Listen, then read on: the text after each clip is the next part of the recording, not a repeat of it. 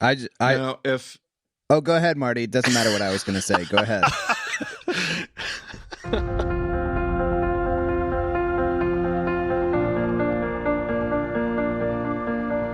This is the BEMA podcast with Marty Solomon. I'm his co-host, Brent Billings. Today, we are all together for the very first time, and maybe the last, depending on how this goes, to discuss what is happening with BEMA and what we hope for the future. This is it. This is the first time, Brent, we've had...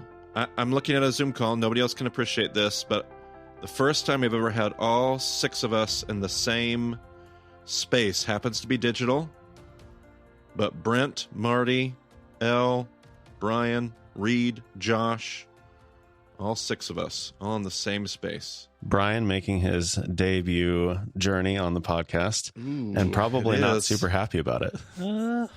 Yeah. Brian, how do you feel about being here? I am willing.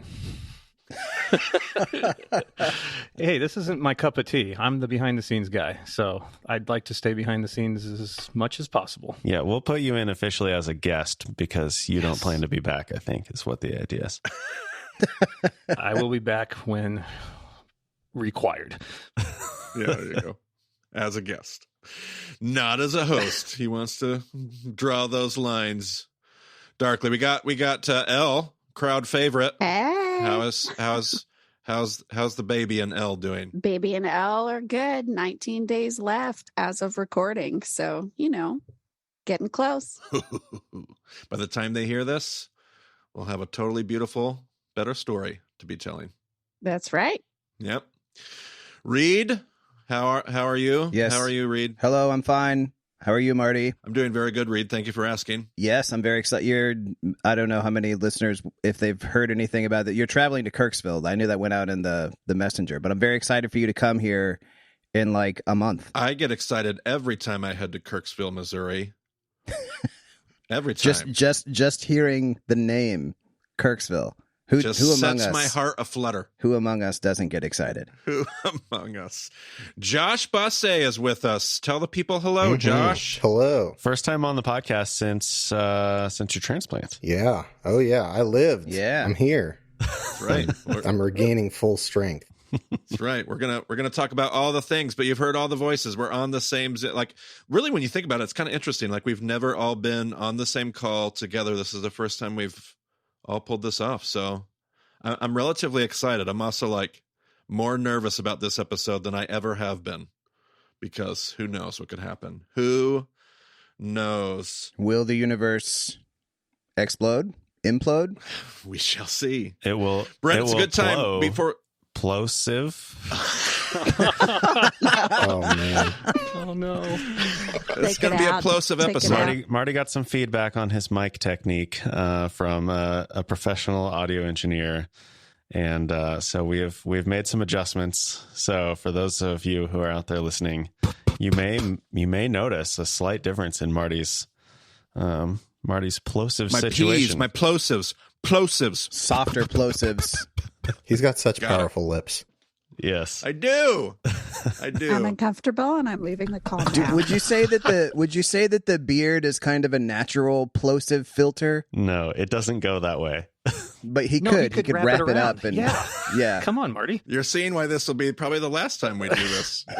Up to the point that we started recording, the tentative title for this episode was The State of BEMA, which I hate. The state of, everybody feels like they need a state of something. It's like that is the thing. It's kind of foreboding. Yeah, I don't love it. So right before we started, Elle suggested the title Tohu Vohu, and I think we've already demonstrated how that is going to be the title. So if that's not the title when you're listening to this, I don't know what happened. But to be clear, I didn't pronounce it with a Midwestern accent, but I'll take credit for the joke. I am from Kansas. I make no apologies for whatever non-accent I may have. Speaking of no apologies, we ask people whenever they find BEMA, we recommend that they always go back to the beginning. And sometimes, we're in session 6 now. It's been a long time. We forget to remind people that, but some people just found out about our podcast, picked it up, stopped listening started listening in the middle of John verse by verse.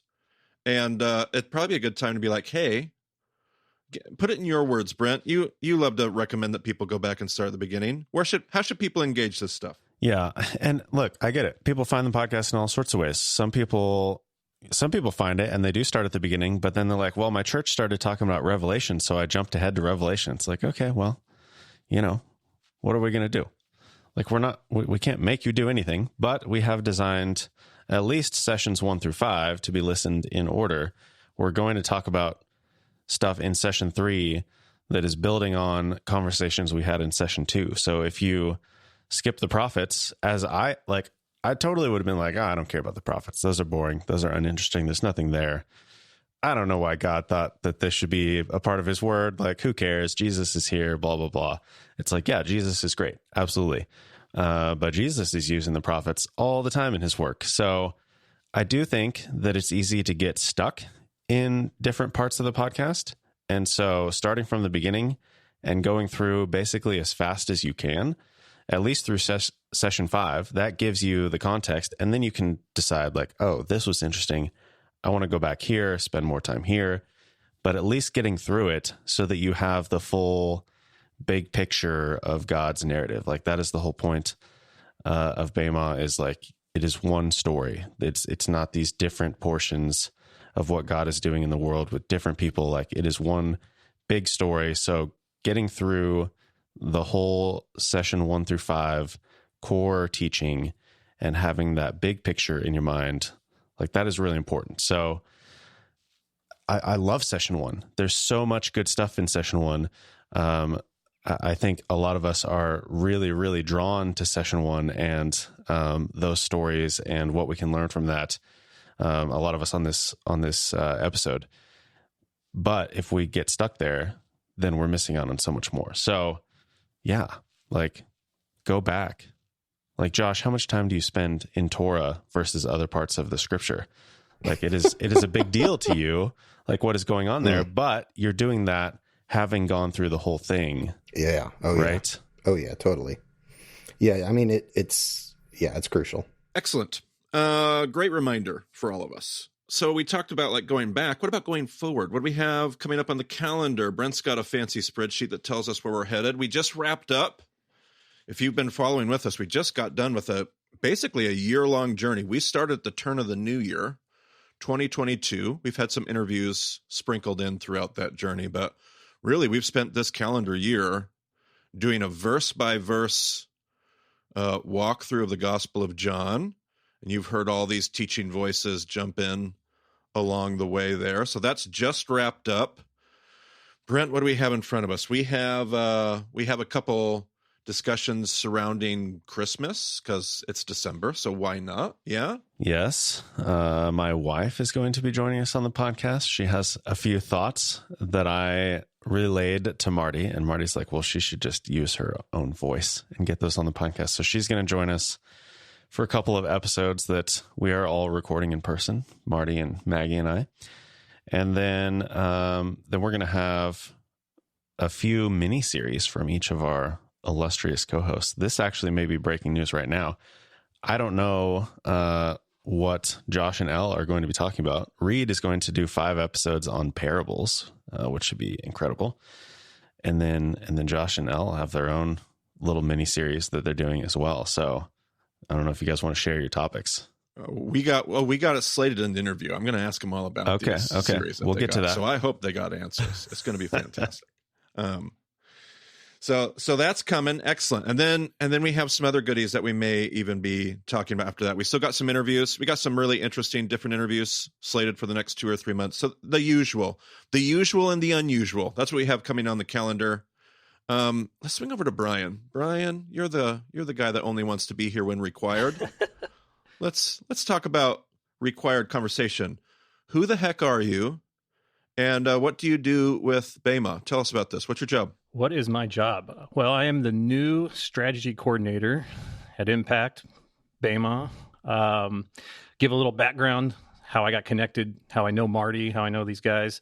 Long time ago, back in 1999, I transferred to Truman State University. And Go Dogs. yes, sir. Had no idea what I was doing there, never really a church person or any kind of background like that. And I stumbled my way into a campus ministry, some really great people. and it completely changed my life. 3 years of campus ministry at Truman State. Look back, and the farther I get from that experience, the more I realize how special it was, how amazing it was, how it shaped who I am, my faith, my everything. Met my wife at Truman. We got married, and we moved to Southwest Florida, lived there 7 years, did a smattering of ministry, some different stuff. But I'd like to highlight I did 3 years of campus ministry there, which was excellent, at Florida Gulf Coast University. And then I moved back to Kirksville, Missouri. Do you guys feel excited right now, having heard the name Kirksville? My heart is all aflutter. Oh, yeah. So did 10 years on staff with CCF, Campus Christian Fellowship, Truman State University, worked with Dent for 10 years. Thoughts and prayers. No comment. Yeah, so 10, I think 10 great years. I'll let Reed discuss that later. And at a campus ministry conference, I can't remember which one. I think I know which one. Reed and I were actually in the room together, and we ran into a guy named Marty Solomon. Marty was presenting on something. We were pretty blown away, and we Sounds like it friends. really impacted you. You remember it so well. Impact. My memory isn't so good. I remember sitting on the floor. I remember exactly where I was in the room, sitting on the floor, because it was, not to give Marty a big head, but the room was packed. I was in the cheap seats on the floor, and we became friends after that. Fast forward, did 10 years CCF. I did some other small business stuff and ministry stuff, and then started in January with Impact as the strategy coordinator. Marty, you want me to tell what I do, right? Yeah, absolutely. So I'm still learning what I do. But one of the big pieces is looking at all the pieces that exist at Impact, that exist at BEMA. How do those pieces fit together? Which ones do we need to give more attention to? Which ones are actually the wrong puzzle? Which ones have fallen on the floor?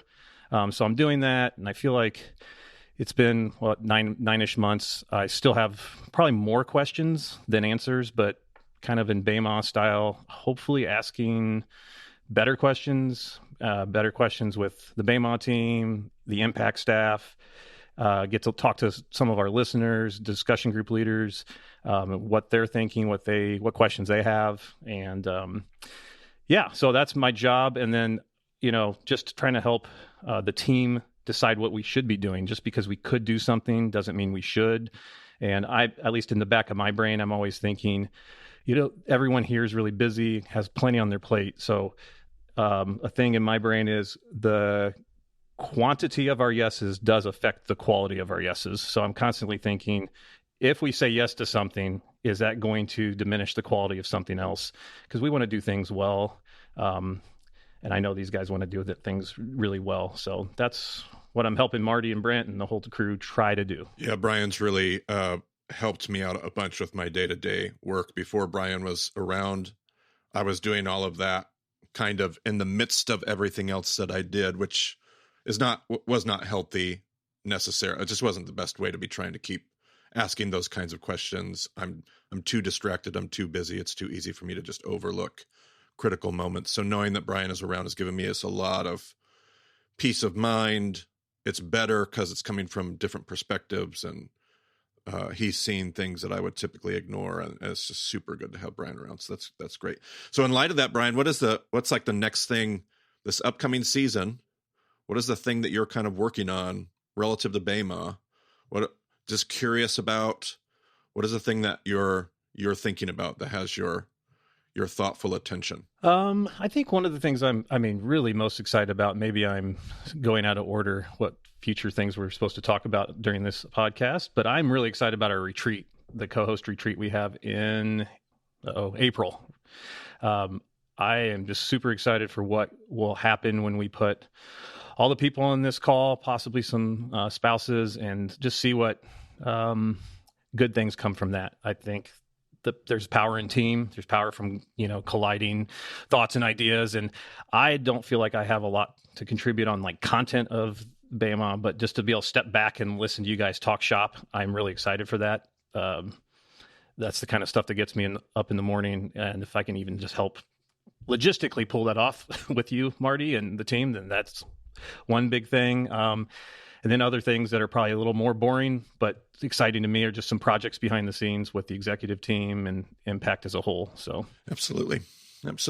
And it's that time of year. It's December, right? It's the beginning of December. That means we're in the middle of year-end giving. What is it? Some 82% of all nonprofit giving happens in the last 2 months of the calendar year, or something ridiculous like that. But it's that time of year, and I thought maybe Brent, Brian, maybe you guys would want to give a word to just a word about how much our supporters have been helpful and what they mean to us, and particularly to you guys, and what their support's able to do, if you guys want to speak to that. When we initially got our numbers of how many people were listening, Marty kind of flipped out and said that I should be doing this as a job. And so he immediately made that pitch to all of you listeners, and people responded very quickly and very generously. And like, it quickly became apparent, even though not all of it was there, it was like, okay, well, if people are responding like this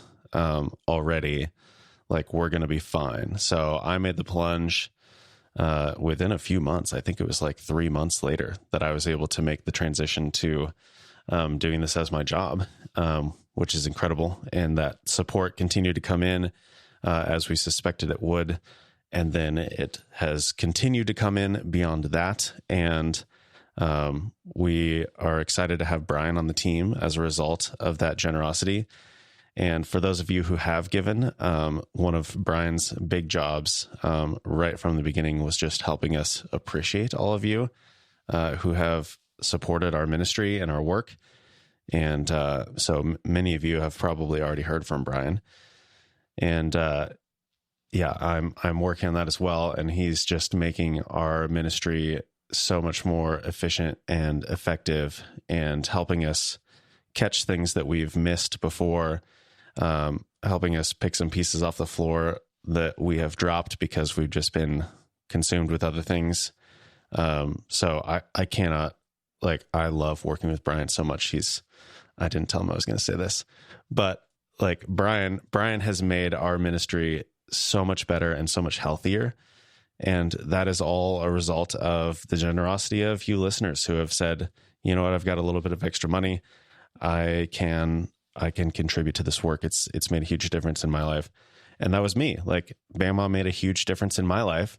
And so I didn't have the money to dedicate at that point, but I did have time to volunteer and help produce the podcast. And then that has turned around and become my job. And so, yeah, as you know, Brian already mentioned, we have a retreat coming up.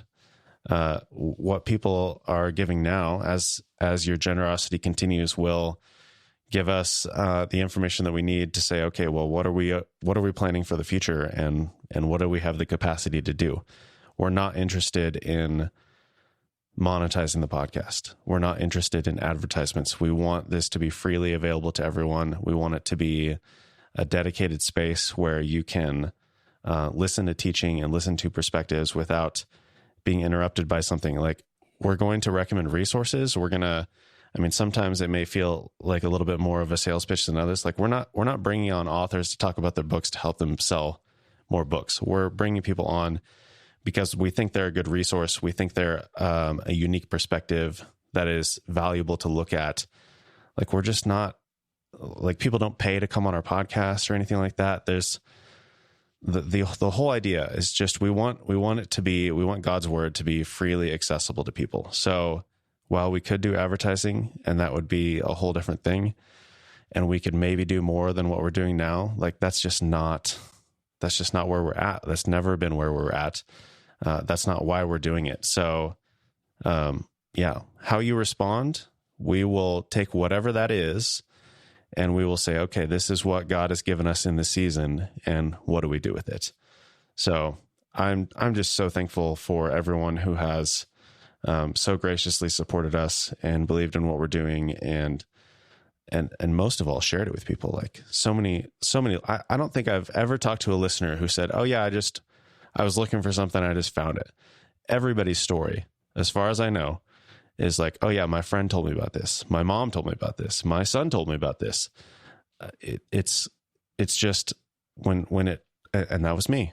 It affected me, and so I wanted to share with other people, and that's why I'm here, and I think that's why we're all here. So, Brian, why don't you, you have a fresher perspective on what our supporters are doing. So, like, kind of give me a flavor for what it's like to be a BEMA supporter. I think one thing I wanted to say that, and I'm going to say it before I forget, is that often on the podcast and in the Q&As that Marty does and some other spots, you hear Marty, Brent say the same sort of thank you.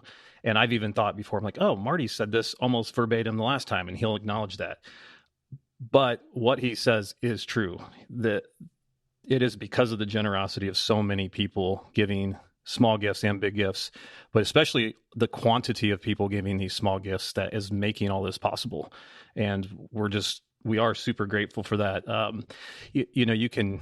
I can be one of those guys that gets stuck in the numbers, and I love spreadsheets and have been looking at some spreadsheets, and we have a budget we operate on and all those different things. But then you just see this sheer list of names, page after page after page from all over the country. We have donors, and as of today, I think in 9 other countries as well, almost 1,400 donors. And 73% of our donors have given $500 or less in the entirety of if you sum up all their gifts. So that just shows we have those little gifts mean a lot to us. They're not small. They may be a few dollars or bigger, but it is changing the ministry. It means that we can actually do the retreat and even think about a future. I'm personally, how can I not be thankful? I work here and I love it. If those gifts didn't exist, I wouldn't be here. So I can just say thank you. And I could tell you more specific numbers, Brent, but I don't know if we need to go down that rabbit trail. Well, it does mean a ton. And I love what Brian just said. There is so over 70% of you are these small little gifts. And man, what a big difference that makes. There's just so many of you don't feel insignificant at all. We don't see it as insignificant when you look through those pages of names. So thank you. And then there's those of you that just drop these gifts that I think we all pause and we just kind of like sit and go, wow, because they're just very generous. And those obviously mean a ton to us as well. So yeah. Yeah, I don't know if this should be even mentioned, but I'll mention it. I haven't even told Marty or Brent about this, but I got I don't even know. I got a message a week or two ago, someone having to stop a relatively small reoccurring gift because of medical debt. And I kind of marked it in my inbox, the way I organized my inbox to draw attention daily to it. And it just gave me pause, like the significance of some of these gifts that people are giving, not necessarily when things are just great financially, but they're giving in tough, stressful circumstances. And it just gave me pause and probably, I don't know, quadrupled my gratitude. I've thought about that person every day since I've gotten that email and just been super thankful for what sacrifices they're making to even give us whatever they're giving. So whoever that person is, I'm very grateful. Yeah. And we know a lot of people find themselves without faith communities and everything else. And there's all kinds of expressions of what it means to be a part of faith communities. And this, for a lot of people, gets people from one spot to another, all kinds of different forms of worship, that being one of them. And people find a lot of meaningful, I think what we're trying to say is we recognize that, like, it is, those things matter. And it's not just a transaction or some passing trivial comment, but very thankful for that. But all right, let's keep going. We got the BEMA liturgy we launched. Reed, we did a liturgy. We launched it. I don't know. Are you getting any feedback in your inbox? I'm getting some in mine. Do you know about this? I know about it. I know that it is a thing that is happening. This is actually one of the first things that we ever talked about when we talked about me being involved with BEMA. It's been a while in the making, mostly because it just takes me a while to get things written down. I have not gotten any feedback, but that's probably just because your entries, the ones that you've written, are the ones that have been out week by week so far. I think the first round that I've contributed are scheduled to come out sometime in November. So I'm sure I'll be hearing more about that. But yeah, they're cooking. They're finally out in the wild, which is fun because It's been a year and a half or more since we first talked about the idea, you and me, Marty. So it's fun to see it out there. What kind of feedback are you getting? Well, and I don't even know if people, I mean, they could probably tell if they really looked at it. I don't think we even mentioned who writes which parts, but Reed's right, little behind the scenes info, okay. like part 1 and part 4, I wrote, and then part 2 and part 3 were written by Reed, and we'll drop the link to the liturgy in the show notes. I'm sure Brent will do that. But yeah, and everybody, I haven't gotten any kind of, I don't, not that I would expect negative feedback, but people have just been really, they've been sharing stories of what it was like to get together for their first couple weeks, and just really meaningful stuff. But so are you getting stories of people like doing it with their like small groups in their homes? Absolutely. And there's been stories of people that, you know, like I mentioned a moment ago, they've struggled with church. It's been a while. And this is a safe spot that they're going to be able to create in their living room. Yeah. To talk with, you know, to talk about the Bible with other people and to talk about Jesus. Yeah. I'm glad to hear that. Just because I wondered as it started to go out there, I'm sure there are some people, and it's totally fine to use it this way, where they just use it in their own kind of silence and solitude and their own devotion, and it can totally be used like that. But I'm glad that people are using it in a community setting. And I would also just add to that, Marty, I did really appreciate what you said in the intro video, where you just emphasized this is not meant to replace church. Right. Yeah, I think that's important for our church-going friends to understand and our church-working friends to understand. Yep. So yeah, I just hope that all kinds of people from all kinds of walks can find good ways to use it as the seasons go by. Yeah, absolutely. Yeah. So you've got a series coming up. You're going to do at the turn of the year, every teacher's going to do like little mini series, like 3, 4, 5 part. You've got a series on parables. You seem to be a fan of parables. Tell me about what we can expect. Man, so when Brent said, "Hey, we're going to do this thing. What do you want to do?" Immediately, I was like, "Parables. That's what I want to do," because I love the parables so much. So what listeners can expect is, I think it's going to be 4 or 5 or so episodes. Just each one will be talking about the way that parables kind of work in general. As a storytelling / truth-telling medium, which I'm very excited about. Like, I love the sideways kind of slant way that Jesus tells the truth through parables. Eugene Peterson actually had a book called Tell It Slant, which that phrase has stuck in my mind. And it's very counterintuitive. I'm going to start getting into the material if I'm not careful, because I get so excited about it. But I think it's important for our listeners and anybody to tune into and to think about the way that Jesus teaches and see how that comes up against what we expect of teachers in our day and time, what we think makes good teaching or good preaching, or the burden that we put on people to tell, quote unquote, the truth in a certain way. I think this series will hopefully be, hopefully, even in a small way, transformative in some way about all of that. And then we can expect a handful of episodes covering different parables. I guess because I didn't have anybody telling me otherwise, I just picked the ones I wanted, picked the ones I liked. Marty and I will be collaborating on a few of those. For anybody who was on the Israel trip, they got to hear us disagree a little bit about the parable of the prodigal son.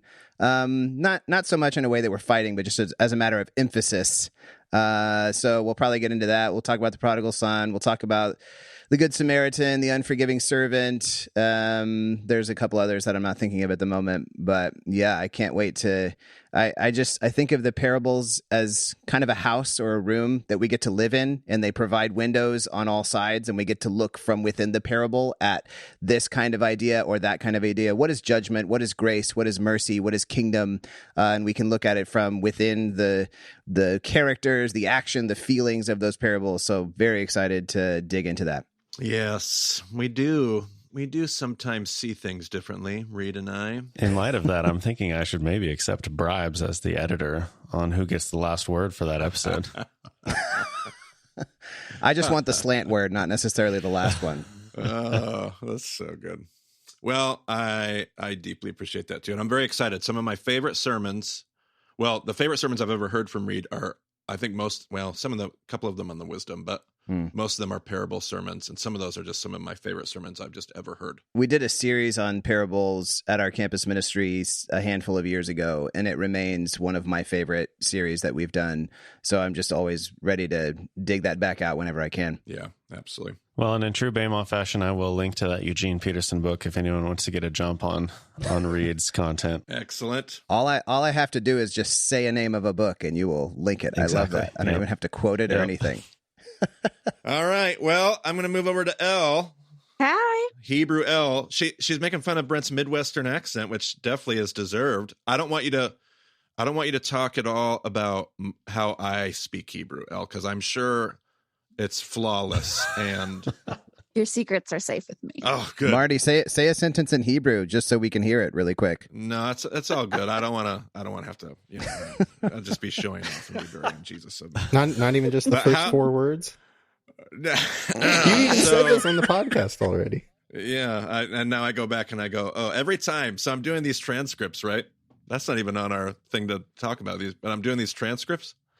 And I have to like look at the Hebrew that I do say and how I say it.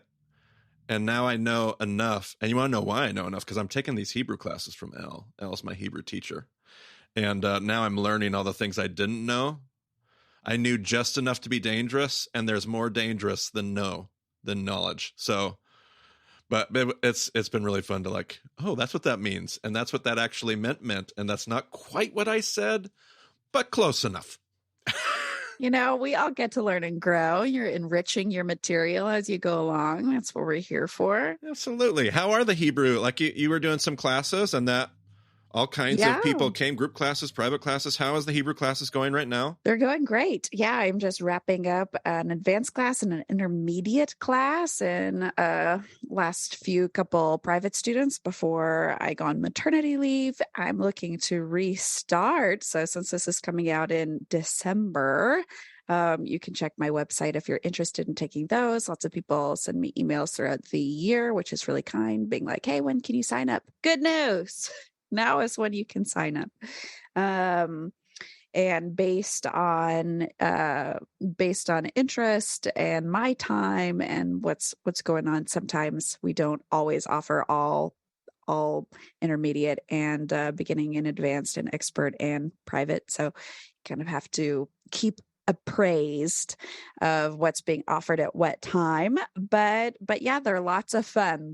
The further you get into to the courses, the more freedom we have to chat about stuff and dig into the text, and people ask questions and we get to know each other. So it's really a fun space where, yes, of course, you get to enrich your own study or your own ministry or your own relationship with God and with the Word. But also it's a fun little thing that we get to do every week. It's a good space. Do you and Marty still hold the disagreement on the application of mishpat? I just had a great victory when we were translating together in yesterday's lesson, and he finally translated Ha Elohim the way I've been talking to him about it. So I'm just happy to live in that space for a while. We'll get back to Mishpat. He'll see the way after a while. It's fine. Yeah, take the wins where you can get them.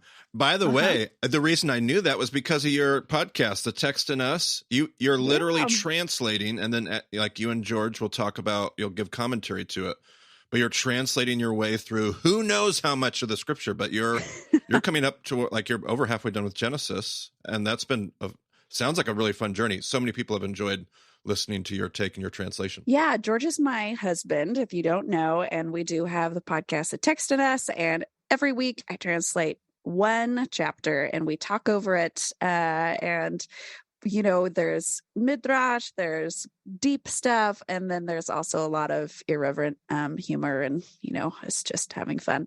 So if you need a way back into the text that feels fun and doesn't take itself too seriously, you can certainly find us over there.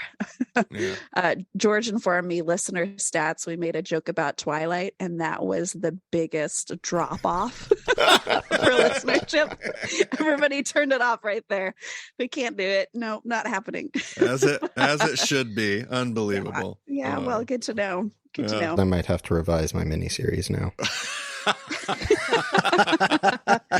Oh, that is so great. Well, speaking of miniseries, Elle, what are you going to cook up for your little miniseries that you'll have after the turn of the year? Yeah, so my miniseries, I kind of figure that I already packed enough into one episode that's like, oh man, there's all these things going, there's all these trains that we're lining up. And so if I were to try to make one argument or one thesis the whole time, my brain probably would have difficulty with that. And so instead, I'm doing an anthology type situation, similar to Read, but not on the parables. That would have been awkward. But rather, you've heard that it was said, but I say to you, exactly. I'm gonna lose that one, so I'll just bow out now. We really need more interpersonal that. drama on the podcast. There's been like none of it. Yeah, that's true. Let's pick some feuds.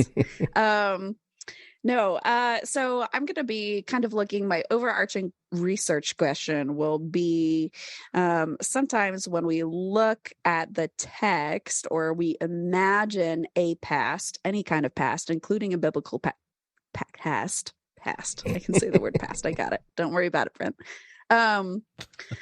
We tend to make some assumptions about like, oh, things were worse for this people group across the board because back then we were uncivilized and now we're civilized, right? That's one assumption that we can kind of carry. And that doesn't bring a lot of nuance, a lot of complexity to the story.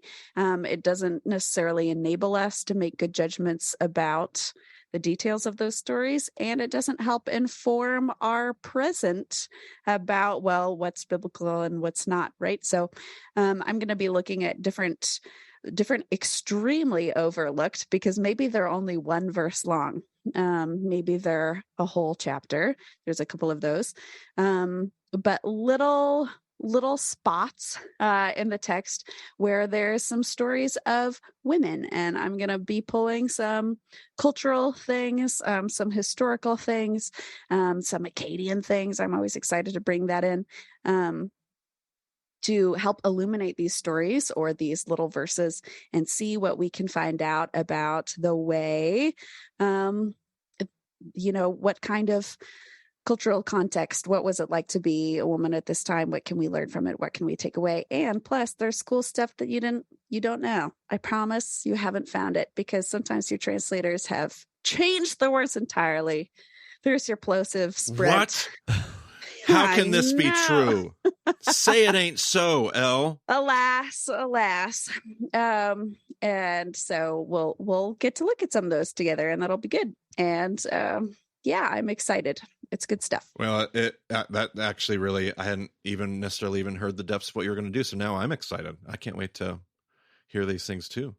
Yay. I have, like, every single one of the members of the teaching team, I kind of asked to help in like different ways. Like Reed, I asked to help me with the liturgy when he got started, and Josh, I asked to help in our like digital spaces and help us in the Cincinnati area and do some of those things. Like everybody kind of, and Elle, we just kind of like fell into this rhythm of asking Elle to help me more and more. So you may get like email responses from Elle, maybe even more than you'll see from Reed or Josh or even Brian or Brent. Like I sit, because my email workload is so, like, Elle's just one of those people I know I can trust and send those off to her, and she's got the time, she says, to help me out with that. So you may see like Elle give those responses more than the typical person. You may see Elle on the podcast teaching, just because she's I want to bring her expertise into the podcast. I want her to bring that perspective of valuing the place of women in the story, both now and back then.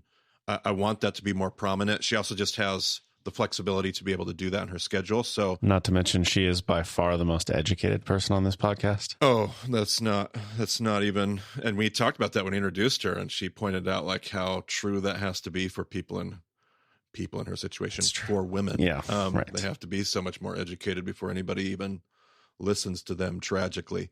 But yeah, so for all those reasons, you may see Elle. You've even probably heard her more. Brent was sending me stats here. We've had Elle on like 9 times, 6 times for both Reed and Josh. So you'll probably see that continue. Actually, the only women in the whole of Tanakh are actually just Ruth and Esther. Those are the only stories we need to pay attention to. So once we've knocked those out, we're good. The other ones aren't really inspired. They're not there. Yeah, you can tell because the books are named after them. That's how it works. Right. Precisely. All right. Well, thanks, Elle, for adding all that stuff. That's exciting. What you've done has been just people have just really enjoyed it. What's coming is exciting. Swing over to Josh. Speaking of exciting, Josh has a new liver. You are on, like, by the time this airs, hopefully you'll be in a completely different place than you are today. Like, you're in the throes of recovery right now. Yeah. You've just gotten back home. Give us an update on how the surgery, like whatever, like what it was like to wait for that, experience that. Now, like, just tell us, give us an update on the transplant. Well, oh man. Yeah, it was, the waiting part was really hard. And it wasn't even as hard for me as it was for my, wife, who was both doing her normal thing and taking care of me. And she's also way more social. So we were both, in pretty rough states. And this last time, we were there more over the last year, but this particular one where we went up and were waiting for the transplant, we were up there for a little over 4 months, which is just a massive swath of time. And, your whole life is on hold and you're, living out of a little dorm essentially. And we've only been home for 3 weeks, so it still feels very new. My actual transplant was about like maybe 6 weeks ago now. I haven't looked at the calendar for that, but as far as the transplant itself, it went off without a hitch. No signs of my body rejecting the liver. Doctors were like really happy, like, we're above and beyond their expectations. So that part's cool. It makes me feel a lot more confident about the future, but recovery is still really rough. Got a lot of physical limitations, and with I have like a insane amount of new medications I'll be on, and they do also kind of mess with my head and energy levels. So I'm still figuring out as I go along right now. And but yeah, being home is incredible, and also I want to say, kind of back to what Brent and Brian were talking about, like being not just on the podcast, but starting by working for Impact and doing campus ministry, like the support raising process is integral to that. And toward the end of it, I really started to feel like the incarnate reality of what the body means. And then, like, with this experience and the way that, both podcast listeners and our community here in Cincinnati and Impact, like, just all the support we got of all kinds, there was just so much. It was really overwhelming, and it really made, like, I talked about how hard the process was, but there was still so much blessing in that time because we were just so completely supported. So thank you all. And, it's been kind of an incredible time, kind of been like a time in the desert kind of time. So it's good. I feel kind of spiritually refreshed in a certain way. I do feel like there's one important thing that you left out of that update, though, is the status of your beard. Oh, yes. The casualty. You can't appreciate it. Luckily, my hair goes really fast, so everyone here on the call, it just looks like I did a little style change on my beard. But during the surgery, they had to... I didn't want to talk about it. I can't believe Brent brought it up. It's all right. It's all right. It happened. It did happen. And I feel like we should acknowledge, like, it was a major part of your identity, right? Like, it was not, it It was not a small change for you. Like that's another. No, I mean, like as silly as it sounds to like talk about, like you spent a lot of time growing it. It is important to you. It's part of your identity, and you had to give that up for a time. Yes, I. So what happened was this was not a choice on my part. So what happened was during the surgery, they needed to place a like some kind of emergency arterial line in my neck artery. And so to get to it, they just shaved like just a single, kind of clipper swoop right up like on the side. And so it looked like I had like one funky mutton chop and the other side was just like half of a beard. And so it was just not tenable. So I once I got out of the hospital, I kind of trimmed it all down and I'm letting it grow from scratch. And we'll get there. We'll get there. It won't be too long. Well, we bless God for all of that, and we bless God you're here with us and everything. Like there's just so many things in those moments, and obviously you spoke of all the blessings and hidden stuff and in the midst of the waiting and struggle and all that. But just really glad to see your face. Like if we're all, well, of course we're being honest. Like this is the first time I've seen you on a Zoom call. Yeah. Since you left for that, like even in our working relationship. So I'm just glad to see your semi-bearded mug on the Zoom call. It's wonderful. So Josh, tell us about do you have any thoughts on what you're going to do for your series and those goodies? Boy, do I. I probably have too many ideas. And also, I don't think I've screened any of these by Marty, so they may have to be amended. My first thought when I was told I was supposed to do like a longer form series was it sprung to my absolute favorite thing to teach about, which is the retelling of the creation story in the construction of the Mishkan, the tabernacle.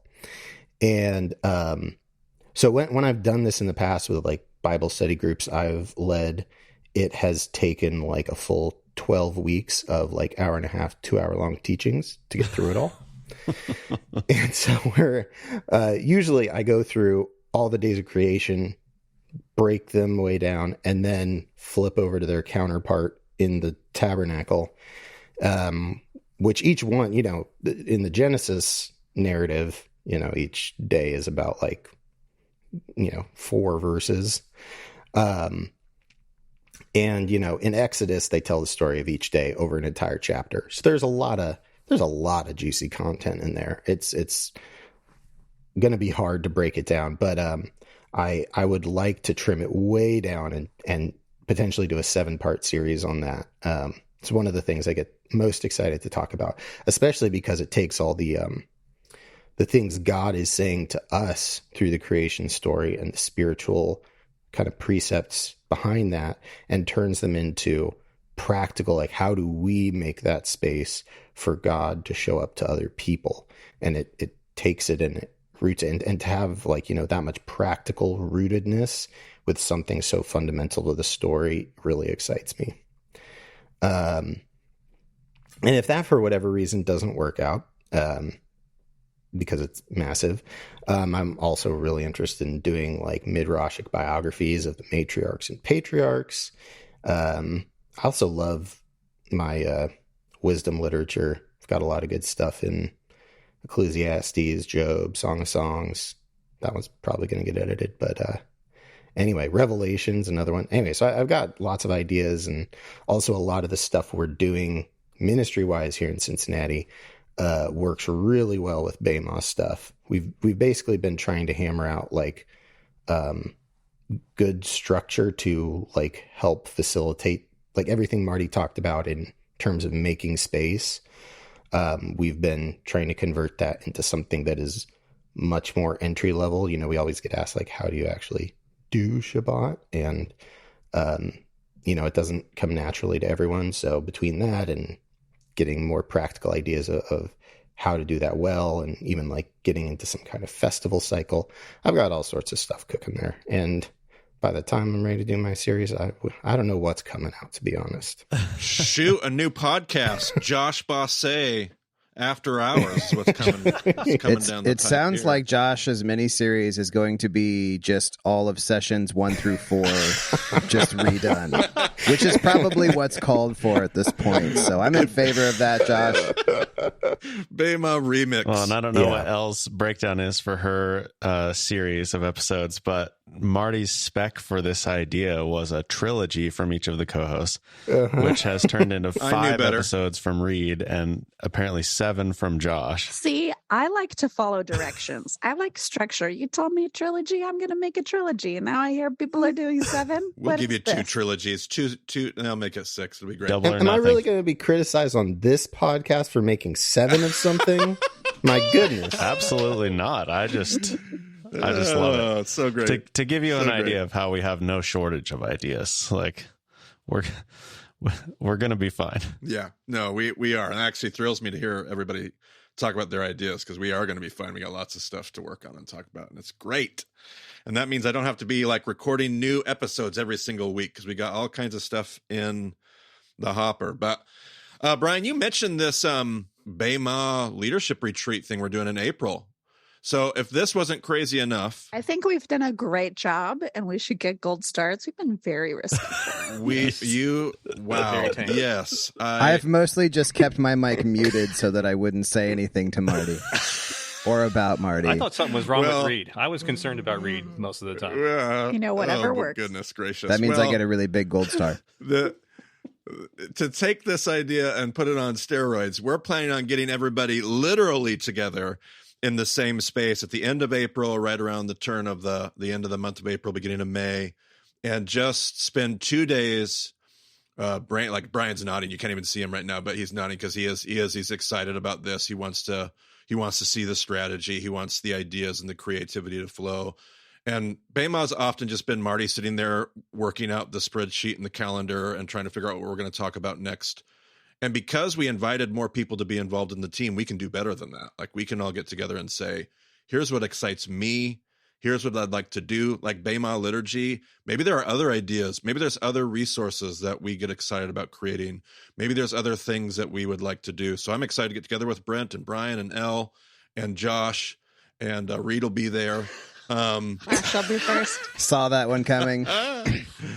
And but we'll all be able to just talk and share and have fun. But I'm excited too, Brian, about what potentially we're just going to try to concentrate our energy together as a team. We're going to practice some teamwork, and we're going to try to see what we can come up with for what the future of BEMA can hold. But that excites you, yeah?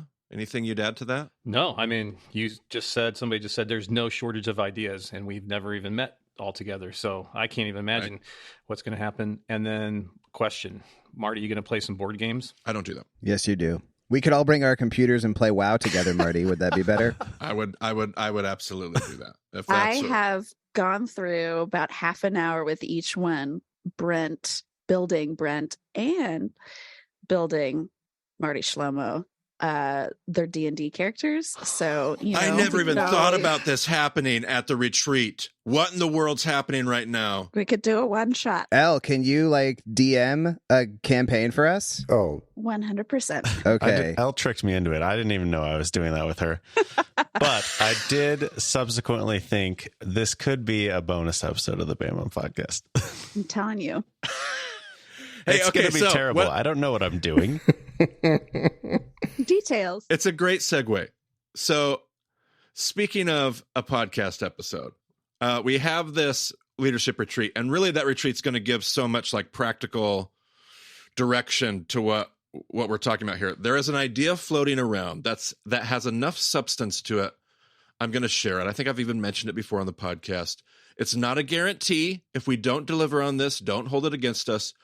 There is an idea that I want to share with the team when we're at the retreat about doing a second spin-off podcast. So one of the things that we hear from a lot of people is that they love the BEMA podcast when they do Bible. And listen, I get it. Some of you love the interviews. Like some of you have said the interviews are your favorite part of the podcast. But people are like, your verse by verse, or at least direct exegetical, biblical content, that is what you guys do. And so one of the thoughts is making sure that there's always a Thursday episode, and the BEMA podcast, does that every single week. And then potentially starting a spinoff podcast where we send those interviews, we send the philosophical conversations, we send the fun. Elle and I were joking about doing like Star Wars commentary, or the D&D conversation, or I even think, and I'm not talking about fun, silly, like it'd be fun to have a space to do that. But even things like when Josh says midrashic biographies, I know that Reed and I love to have conversations that aren't necessarily directly about biblical exegesis, but more about application. So anyway, that's a thought. And I don't know if that would be in every single week, every other week, a couple times a week. Whenever we get them done, you'd have a podcast that always came out every Thursday. And then you'd have this other podcast where random content can come out as we can create it. As long as we can have those conversations as our D&D characters, I think it's a great idea. Wait, what if our D&D characters had to be representations of biblical figures? I don't want to give any spoilers here, but Marty's character is definitely not biblical and is very pink. And I don't want to lose 1 ounce of the glory of the character that he created. I am placing my hand over my mouth. Wow. And I am 100% in love with my character. 100%. I've actually never been more sold out about a character than I am about this one. So it's fantastic. I'm very excited. And when I get into the fantasy genre, Bible's the last thing on my mind. Like we're going to all the places I don't get to go in real life. Like the shadow self. Big. Yes. Unleash the id. And the shadow self may be a gigantic pink elephant. Like it might be. Elephant. It might be. It might be a big, gigantic pink elephant with lots of sass. What? Yes. Big stomp energy. Can work. Well, this is quickly devolving into the chaos that we imagined for the end of the episode. We're finally assuming our final form. I mean, this is it. That was not the board game I had in mind. I don't know what it was, but it had nothing to do with that. I regret asking. Well, I have on the document that's kind of guiding our time here. If anybody can believe anything's guiding our time here, I have like the last item is just like chaotic, free for all, and closing. I don't even know how we do that here. I did appreciate, Reed. I think we might be able to isolate a clip from your last sermon that you posted that spoke of Brian doing some work on the toilets in the CCF ministry. Oh, I'm scared. That was not my sermon. This is Marty. We talked about that. This Was I'm not going to say anything. I'm just saying. Yeah, I don't want to spoil it. I mean, if you wanted to cut it in here, Brent, I can find a way to get that audio to you. I will just link to the whole sermon, and people can listen to the sermon and appreciate it, and then be delightfully surprised when they... Worth it. There's a delicious, and I use that word delicious intentionally, little Easter egg in there. So go listen for it. You will discover the true nature of Brian Joseph Truschinger. Nice. Wow. Yeah, and his real skill set. Boy, that's the truth. You're just doxing his full name right on the podcast. I know. Want to drop his social security as well? Like, just while we're at it. You wouldn't get anything worthwhile by stealing Trusha's identity. So, oh man. Do we need anything else? Anybody else have anything they need to say? I will say, Marty and I so far have a disagreement on whether there should be a separate podcast or not. So that is something that you guys can be praying about for us, is that we have the discernment to know, like, how should we structure what we're going forward with? Indeed. To do a practical thing. Absolutely. And the team's going to help us when we all get together. We'll be able to decide. They'll settle the... Do we have... Oh, no, we have an even number. We may split down the middle even then. We know that there are like 2 different kinds of podcast listeners. Like we all engage podcasts differently. And I'm an OCD person, so I have to listen to like every episode as it comes out, or I lose my mind. Other people are like, no, I can take and pick what I want. And so it just changes how you publish. It changes what you do, and it changes how it operates. We did very strategically put in parentheses at the end of The Chosen Season 2 bonus episode. So it's like you can feel like it's okay to forget about that if you don't care about The Chosen. So we'll see how it goes. Quick question for the group. How many of you listen to podcasts at more than the normal one-time speed? Yes, of course. Only the CCF podcast I listen to. Wow, that is so weird to me. That feels like an abomination to me. That it just I'll reserve further commentary Okay, it because depends. nobody listening could see, but literally everybody raised their hands except for me. So Here's the thing. It depends. If it's a fun podcast, which most of my time, if I'm going to be enjoying a podcast, I don't want it to be work related. I don't want it to be Bible related. Sorry. No, I'm I with want you it on that. to be dumb. And so if it's that, then usually I will let it play at regular speed. If it's a nerd podcast, then we're dialing it up. If I'm waiting to get to important material, then I'll speed it up and then slow it back down. So there's strategy here. That's fair. So what you're saying There's is freedom in Christ. all of Marty's stuff you just put on the highest possible speed or skip altogether. You're presuming I listen to the BEMA podcast? Nice. Bold. Wow. Well, thanks for joining us on the BEMA podcast. Wait, but Brent, were you the one telling me, or did I read that if you listen at a more rapid rate, it actually helps with your retention? Is that false science? That there? sounds vaguely familiar. Something like if it's a little faster than normal, you feel like you have to pay closer attention or you're going to miss something like that. But I don't know. Well, I hope it's true because I was basing all my listening on that premise. So whoops. I'll see if I can find I that do link. feel like Josh, were you gonna? Yeah, I was gonna say. Were you gonna say something like 4 minutes ago? Oh, probably. To be honest, I get talked over all the time, which is fair because I spend a lot of time saying nonsense. But on all seriousness, I do think I have a solution to the extra podcast bonus episode models, which is we don't do either of them, and we just put out a zine. Does everyone like zines? No. What is his? I don't even want to ask this question. I don't know what a zine is either, Marty. Oh my gosh. Shoot. Y'all are old. I have zero idea what we're talking Josh about. and I are holding it down. Well, this is why we're getting together for a retreat, is because Josh and Elle are going to have to whiteboard. I don't think A I've sold zine. Elle on it, so I mean, I'm not on board yet, but there's still time. Is that like a digital zeitgeist? Because that's also what I thought of when you. What Marty, are you what do you talking I about? really want to know this. What do you think a zeitgeist is? I don't know. It's just an awesome word, and I just wanted to connect them because they were both Z words, right? That's true. That's true. They are Oh both my Z. goodness. Figuring out your English. That was the best moment. That was the best moment ever on this podcast. I still want to know. Figuring out your English the same way you figure out your Hebrew translations. Hey, you were going to give away no secrets. Oh, no Can you secrets. just answer Josh's question in Hebrew, please? Yeah. Yofi. Oh man. All right. Well, Brent, you probably got to get us out of here at some point. Yeah. If you guys are listening to this, A, if you've made it this far, thank you. And B, if you're even listening at all, it's probably a miracle that I was able to edit this thing together. But, there you go. If you want to get a hold of Marty, you can find him on Twitter at Marty Solomon. I'm at EIBCB. Brian is on the BEMA Slack. You can find him there. Josh is on the BEMA Slack. Reed's only there when he shows up on an episode. So it's like, you got to really... And sometimes not even then. Yeah, you gotta really check your time in there. And then Elle, you can email her at ellegroverfricks@gmail.com. And yeah. Whew. Okay. Thank you for joining us on this chaotic episode of the BEMA podcast. We'll talk to you again soon.